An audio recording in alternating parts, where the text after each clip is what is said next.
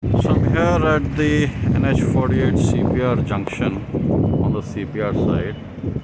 So as we can see, there's been a lot of progress here as well. In the past 1 month, the girders are in place and the wings are about to be installed.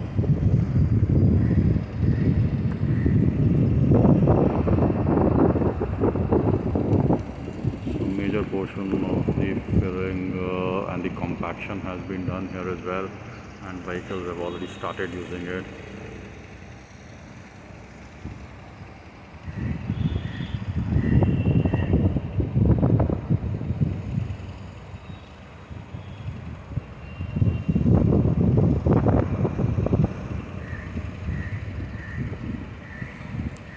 So in the middle, most of the section is blacktopped already. I'll show that a little bit later.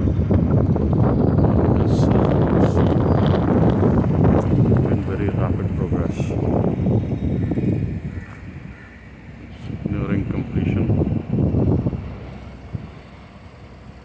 So we won't advise the cars to go through here as yet because there is a possibility of them getting stuck a little bit further ahead if there's any rain or anything. It's just a matter of time before it all is complete.